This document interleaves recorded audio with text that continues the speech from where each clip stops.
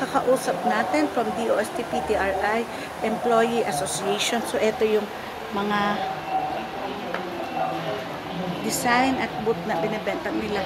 Ma'am Bea, ito po bang DOST-PTRI Employee Association, ito pong mga display na to ay dito nyo lang po binibenta or lumalabas din po kayo pag may mga pair?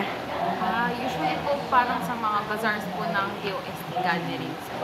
Tapos ito po, yung mga tinitinda po namin is galing po sa mga partner po namin na weekly, na mga in-assist po namin sa mga training, tapos ito na po yung mga outputs po nila.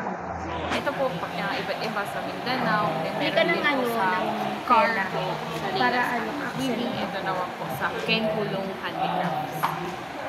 Thank you so much, Miss Bea.